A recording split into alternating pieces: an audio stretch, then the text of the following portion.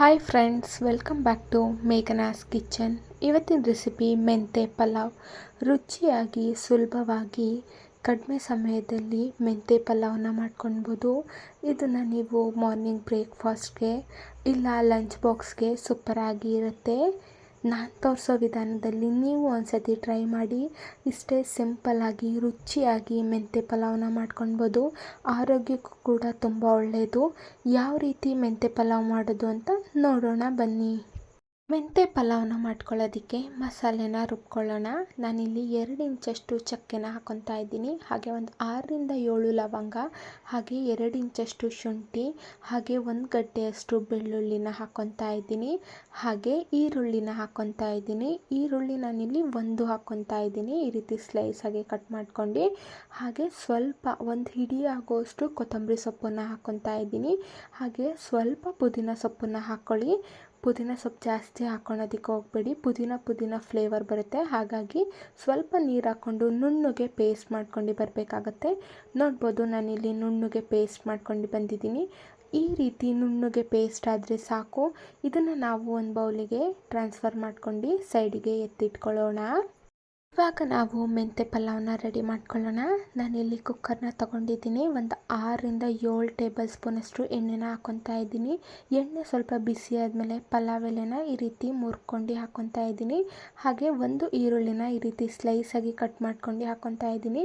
ಹಾಗೆ 2ರಿಂದ 3 ಹಸಿಮೆಣ್ಸಿನ್ಕಾಯಿನ ಹಾಕ್ಕೊತಾ ಇದ್ದೀನಿ. ಖಾರ ಎಷ್ಟು ಬೇಕು ನೋಡ್ಕೊಂಡ್ಬಿಟ್ಟು ಹಾಕ್ಕೊಳ್ಳಿ. ಇದನ್ನೆಲ್ಲ ಹಾಕ್ಕೊಂಡು ಚೆನ್ನಾಗಿ ಫ್ರೈ ಮಾಡ್ಕೊಳ್ಬೇಕಾಗತ್ತೆ. ಈರುಳ್ಳಿ ಹಸಿ ವಾಸನೆ ಹೋಗಬೇಕು. ಹಾಗೆ ಬ್ರೌನ್ ಕಲರ್ ಆಗಬೇಕು. ಹಾಗೆ ಮೆಣಸಿನ್ಕಾಯಿನೂ ಅಷ್ಟೇ ಚೆನ್ನಾಗಿ ಫ್ರೈ ಮಾಡ್ಕೊಳ್ಬೇಕಾಗತ್ತೆ. ಇದಕ್ಕೆ ನಾನು 1 ಟೊಮೊಟೊನ ಈ ರೀತಿ ಚಿಕ್ಕದಾಗಿ ಕಟ್ ಮಾಡ್ಕೊಂಡು ಹಾಕ್ಕೊತಾ ಇದ್ದೀನಿ. ಟೊಮೊಟೊನೂ ಅಷ್ಟೇ ಸಾಫ್ಟ್ ಆಗೋ ತನಕ ಚೆನ್ನಾಗಿ ಈ ರೀತಿ ಫ್ರೈ ಮಾಡ್ಕೊಳ್ಬೇಕು. ಟೊಮೊಟೊ ಸ್ವಲ್ಪ ಸಾಫ್ಟ್ ಆಗಬೇಕು. ನೋಡ್ಬೋದು, ಟೊಮೊಟೊ ಸಾಫ್ಟ್ ಆಗಿದೆ. ಇದಕ್ಕೆ ನಾನಿವಾಗ 1 ಕಪ್ ಆಗೋಷ್ಟು ಮೆಂತೆನ ಹಾಕ್ಕೊತಾ ಇದ್ದೀನಿ. ಮೆಂತೆ ಹಾಕ್ಕೊಂಡ್ಮೇಲೆ ಚೆನ್ನಾಗಿ ಫ್ರೈ ಮಾಡ್ಕೊಳ್ಬೇಕಾಗತ್ತೆ. ಮೆಂತೆ ಸ್ವಲ್ಪ ಬಾಡ್ದಂಗೆ ಆಗಬೇಕು. ಹಾಗೆ ಮೆಂತೆ ಹಸಿ ವಾಸನೆ ಎಲ್ಲ ಹೋಗಬೇಕು. ಅಲ್ಲಿ ತನಕ ಚೆನ್ನಾಗಿ ಫ್ರೈ ಮಾಡ್ಕೊಳ್ಬೇಕಾಗತ್ತೆ. ನೋಡ್ಬೋದು, ನಾನಿಲ್ಲಿ ಫ್ರೈ ಮಾಡ್ಕೊತಾ ಇದ್ದೀನಿ. ಮೆಂತೆ ಸ್ವಲ್ಪ ಕಹಿ ಅಂಶ ಇರುತ್ತೆ. ಹಾಗಾಗಿ ಈ ರೀತಿ ಚೆನ್ನಾಗಿ ಫ್ರೈ ಮಾಡ್ಕೊಳ್ಬೇಕಾಗತ್ತೆ. ನೋಡ್ಬೋದು, ಸ್ವಲ್ಪ ಬಾಡ್ದಂಗೆ ಆಗ್ತಾ ಇದೆ. ಈ ರೀತಿ ಚೆನ್ನಾಗಿ ಫ್ರೈ ಮಾಡಿಕೊಂಡ್ರೆ ಸಾಕು. ಇದಕ್ಕೆ ನಾನು 1 ಕಪ್ ಆಗೋಷ್ಟು ಬಟಾಣಿನ ಹಾಕ್ಕೊತಾ ಇದ್ದೀನಿ. ನೆನೆಸಿ ಇಟ್ಕೊಂಡಿರೋ ಬಟಾಣಿನ ಹಾಕ್ಕೊತಾ ಇದ್ದೀನಿ. ಬಟಾಣಿನೂ ಹಾಕ್ಕೊಂಡು ಚೆನ್ನಾಗಿ ಈ ರೀತಿ ಮಿಕ್ಸ್ ಮಾಡ್ಕೊಳ್ಬೇಕಾಗತ್ತೆ. ಈ ರೀತಿ ಚೆನ್ನಾಗಿ ಫ್ರೈ ಮಾಡ್ಕೊಂಡಾದ್ಮೇಲೆ ನಾವೇನು ಮಸಾಲೆನ ರುಬ್ಬಿ ಇಟ್ಕೊಂಡಿರ್ತೀವೋ ಮಸಾಲೆನ ಹಾಕ್ಕೊತಾ ಇದ್ದೀನಿ. ಮಸಾಲೆ ಹಾಕ್ಕೊಂಡು ಮಸಾಲೆ ಹಸಿ ವಾಸನೆ ಹೋಗಬೇಕು. ಅಲ್ಲಿ ತನಕ ಚೆನ್ನಾಗಿ ಫ್ರೈ ಮಾಡ್ಕೊಳ್ಬೇಕಾಗತ್ತೆ. ಹಾಗೆ ಸ್ವಲ್ಪ ಕುದಿ ಬರಬೇಕು. ಚೆನ್ನಾಗಿ ಫ್ರೈ ಮಾಡ್ಕೊಂಡಾದ್ಮೇಲೆ ಸ್ವಲ್ಪ ಕುದಿಯೋದಕ್ಕೆ ಬಿಡಬೇಕು, ಹಸಿ ವಾಸನೆ ಎಲ್ಲ ಹೋಗೋದಕ್ಕೆ. ನೋಡ್ಬೋದು, ನಾನಿಲ್ಲಿ ಈ ರೀತಿ ಕುದಿಯೋದಕ್ಕೆ ಬಿಡ್ತಾ ಇದ್ದೀನಿ. ಈ ರೀತಿ ಚೆನ್ನಾಗಿ ಕುದಿದ್ಮೇಲೆ ಇದಕ್ಕೆ ನಾನಿವಾಗ 1 ಕಪ್ ಆಗೋಷ್ಟು ಮೊಸರನ್ನ ಹಾಕ್ಕೊತಾ ಇದ್ದೀನಿ. ಯಾಕಂದರೆ ಮೆಂತೆಯಲ್ಲಿ ಕಹಿ ಅಂಶ ಇರೋದ್ರಿಂದ ಹಾಗಾಗಿ 1 ಕಪ್ ಆಗೋಷ್ಟು ಮೊಸರನ್ನ ಹಾಕ್ಕೊಳ್ಬೇಕಾಗತ್ತೆ. ಮೊಸರನ್ನ ಹಾಕ್ಕೊಂಡು ಈ ರೀತಿ ಚೆನ್ನಾಗಿ ಮಿಕ್ಸ್ ಮಾಡ್ಕೊಳ್ಬೇಕಾಗತ್ತೆ. ಈ ರೀತಿ ಮಿಕ್ಸ್ ಮಾಡ್ಕೊಂಡು ಇಟ್ಕೊಳ್ಬೇಕಾಗತ್ತೆ. ಇದಕ್ಕೆ ನಾನಿವಾಗ 1 ಸ್ಪೂನಷ್ಟು ಅರಿಶಿನ ಪುಡಿನ ಹಾಕ್ಕೊತಾ ಇದ್ದೀನಿ. ಹಾಗೆ 1.5 ಸ್ಪೂನಷ್ಟು ಧನಿಯಾ ಪೌಡರ್ನ ಹಾಕ್ಕೊತಾ ಇದ್ದೀನಿ. ಹಾಗೆ ರುಚಿಗೆ ತಕ್ಕಷ್ಟು ಉಪ್ಪನ್ನು ಹಾಕ್ಕೊತಾ ಇದ್ದೀನಿ. ಉಪ್ಪು ಎಷ್ಟು ಬೇಕಷ್ಟು ನೋಡ್ಕೊಂಡ್ಬಿಟ್ಟು ಹಾಕ್ಕೊಳ್ಳಿ. ಇದನ್ನೆಲ್ಲ ಹಾಕ್ಕೊಂಡು ಚೆನ್ನಾಗಿ ಈ ರೀತಿ ಮಿಕ್ಸ್ ಮಾಡ್ಕೊಳ್ಬೇಕಾಗತ್ತೆ.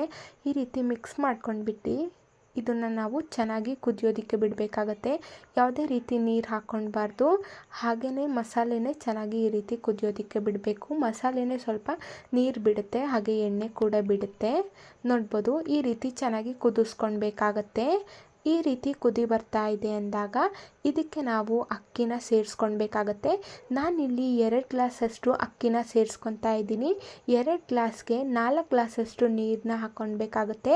1 ಗ್ಲಾಸ್ ಅಕ್ಕಿನ ಸೇರಿಸ್ಕೊಂಡ್ರೆ 2 ಗ್ಲಾಸ್ ನೀರನ್ನ ಹಾಕ್ಕೊಳ್ಬೇಕು. ಹಾಗಾಗಿ 2 ಗ್ಲಾಸ್ ಅಕ್ಕಿನ ಹಾಕ್ಕೊಂಡಿದ್ರೆ 4 ಗ್ಲಾಸ್ನ ಹಾಕ್ಕೊಳ್ಬೇಕಾಗತ್ತೆ. ಈ ರೀತಿ ಅಕ್ಕಿನ ಹಾಕ್ಕೊಂಡು ಚೆನ್ನಾಗಿ ಮಿಕ್ಸ್ ಮಾಡ್ಕೊಳ್ಬೇಕಾಗತ್ತೆ. ಕರೆಕ್ಟಾಗಿ ಅಕ್ಕಿ ಮಸಾಲೆ ಜೊತೆ ಮಿಕ್ಸ್ ಆಗಬೇಕು. ಈ ರೀತಿ ಮಿಕ್ಸ್ ಮಾಡ್ಕೊಳ್ಳೋದ್ರಿಂದ ಅಕ್ಕಿಗೆ ಕರೆಕ್ಟಾಗಿ ಮಸಾಲೆ ಹತ್ತುತ್ತೆ. ಹಾಗಾಗಿ ಇದಕ್ಕೆ ನಾನು 4 ಗ್ಲಾಸಷ್ಟು ನೀರನ್ನ ಹಾಕ್ಕೊತಾ ಇದ್ದೀನಿ. ನೋಡ್ಬೋದು, ನೀರನ್ನು ಹಾಕ್ಕೊಂಡು ಚೆನ್ನಾಗಿ ಈ ರೀತಿ ಮಿಕ್ಸ್ ಮಾಡ್ಕೊಳ್ಬೇಕಾಗತ್ತೆ. ಈ ರೀತಿ ಮಿಕ್ಸ್ ಮಾಡ್ಕೊಂಡಾದ್ಮೇಲೆ 2 ವಿಜಿಲ್ ಆಗೋದಕ್ಕೆ ಬಿಡಬೇಕಾಗತ್ತೆ. ಕುಕ್ಕರ್ನ ಕ್ಲೋಸ್ ಮಾಡಿ 2 ವಿಜಿಲ್ ಆದರೆ ಸಾಕು, ಕರೆಕ್ಟಾಗಿ ಮೆಂತೆ ಪಲಾವ್ ರೆಡಿಯಾಗಿರುತ್ತೆ. ನೋಡ್ಬೋದು, 2 ವಿಜಿಲ್ ಆಗಿದೆ. ಇವಾಗ ನಾನು ವಿಜಿಲ್ನ ಆರಿಸ್ಕೊಂಡ್ಬಿಟ್ಟು ತಕ್ಕೊತಾ ಇದ್ದೀನಿ. ನೋಡ್ಬೋದು ಎಷ್ಟು ಸೂಪರಾಗಿ ಮೆಂತೆ ಪಲಾವ್ ರೆಡಿಯಾಗಿದೆ ಅಂತ. ಇದನ್ನು ನಾವು ಚೆನ್ನಾಗಿ ಮಿಕ್ಸ್ ಮಾಡ್ಕೊಳ್ಬೇಕಾಗತ್ತೆ. ಮಸಾಲೆ ಎಲ್ಲ ಸ್ವಲ್ಪ ಮೇಲೇ ಇದೆ, ಹಾಗಾಗಿ ಮೇಲೆ ಕೆಳಗಡೆ ಚೆನ್ನಾಗಿ ಈ ರೀತಿ ಮಿಕ್ಸ್ ಮಾಡಿಕೊಂಡ್ರೆ ಮೆಂತೆ ಪಲಾವ್ ರೆಡಿಯಾಗಿದೆ. ಇದನ್ನು ನೀವು ಮೊಸರು ಬಜ್ಜಿ ಜೊತೆಗೆ ಸೂಪರಾಗಿ ಇರುತ್ತೆ.